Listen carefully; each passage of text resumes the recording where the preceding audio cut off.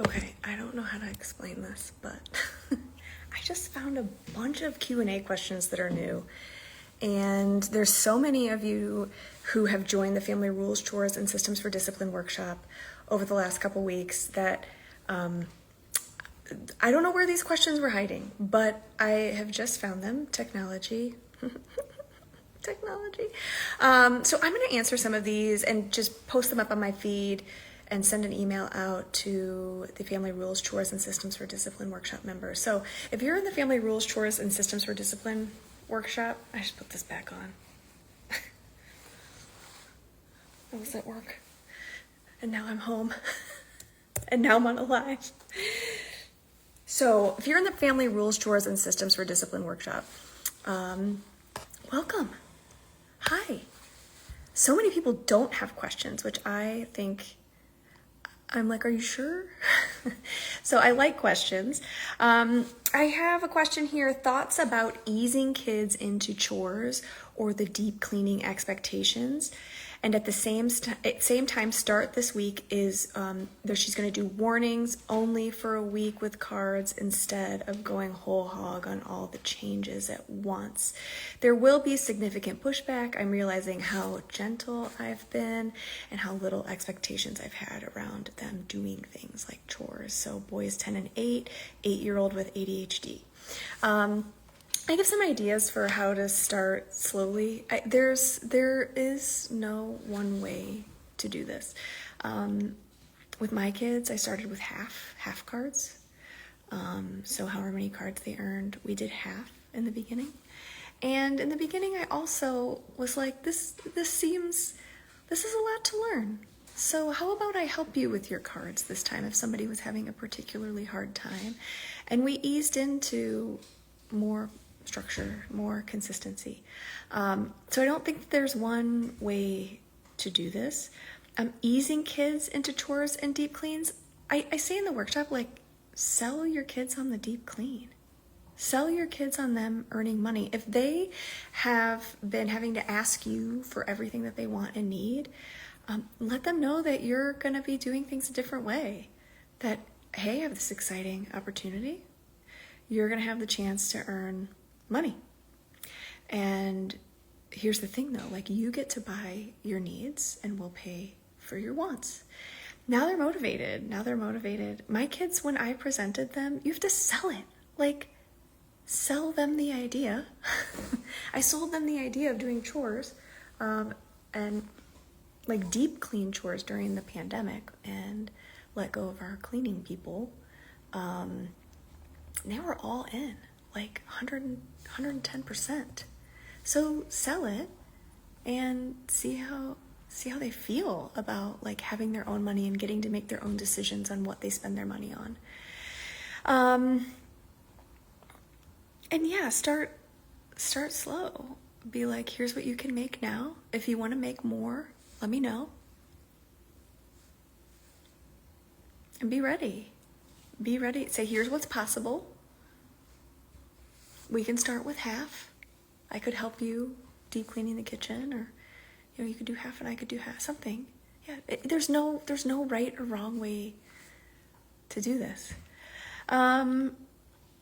Next question is for my 15 and 9-year-old ADHDers who are emotionally very dysregulated. I'm afraid they will rack up so many cards in the first few days alone that it will be impossible for our family to even keep up with the amount that they have accumulated and the follow through. They have you trained. Will it just become defeating to a kid who has high misbehavior, who is likely going to rack up dozens of cards in 2 days and defeats the purpose and just creates anger and hostility? So with my big feeling ADHD, it actually did the exact opposite. In the beginning, with any behavior change, you do any behavior change, behavior modification, you want to sleep train a kid, you want to change how you parent. So this is your current stress level. Stress is going to go like this for some period of time, but the goal is, starting point, for it to be here, right? So yes, this is going to get harder before it gets easier. And that is to be expected. Smart animals will test their boundaries.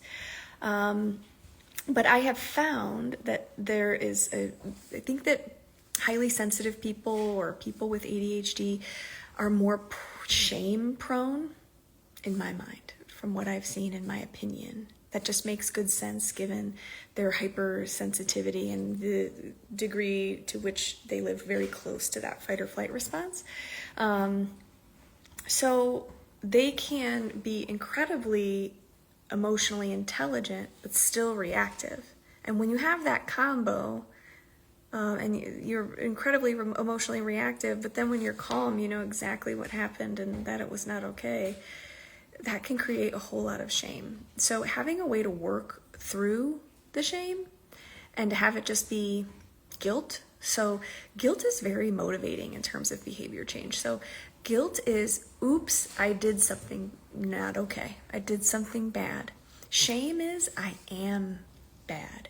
Guilt associated with good things like motivation and growth. Shame associated with addiction, anxiety, all kinds of things that you don't want. So instead of just like giving a consequence like grounding or taking something away where they're kind of stewing in the thing that they did that was not okay, these kids don't need to stew anymore. They're hard enough on themselves often, but giving them something to do to make it better. And it might take them some time to realize, like sometimes it takes a minute for my kids to get out of fight or flight, to stop fighting it. But there's like a shift. If you stay really consistent, they just like, shoo. I remember my youngest doesn't have an ADHD diagnosis, but she was the one that fought this probably the most. And she would like lose it and refuse to do her cards for a long time. And I was like, okay. I think that's the great thing about this. Like, you're not micromanaging them doing it. Either they do it and they get the things that they like back, or they don't. And that's okay. And then they're doing things that you want them doing anyway, like reading or being bored, maybe getting creative. Like, boredom is a good thing. So, yes, somebody said this is golden. Get them out of stewing and into doing and repair. Right. Like, let's just make it better. Like, no big deal. Mistake made. Let's just make it better. So you're not delivering the consequences with anger, frustration, or irritation. And they start to learn that they don't have to move through the consequences with anger, frustration, or irritation either. Not all the time. Of course, it's frustrating when you get like pick up the poop in the yard. Nobody wants to do that. Me neither. And it's just my life. Okay. So in terms of creating anger and hostility, it actually made my big feeling. It seemed to reduce anger, reduce hostility, reduce perceptions of unfairness, that we treat people unfairly here. My husband and I just watched the Family Rules Workshop and haven't started implementing the system yet. We are figuring out what our rules are going to be and what should be on the tickets as consequences. We have 3 neurodivergent kids. 2 have ADHD, 15 and 9, and are driving us insane. Fight constantly and disrespect to us all the time. And one with an intellectual disability, 17, who is developmentally very delayed and honestly our easiest kid. The tickets will have to be different for him. So, different jar? Yeah, different jar. I think that makes sense. Developmentally different kids might need a different jar. I thought there was another question in there. Oh, that was a 2-parter, but I read the second part and then the first. I've confused myself. Let me see if there are any more.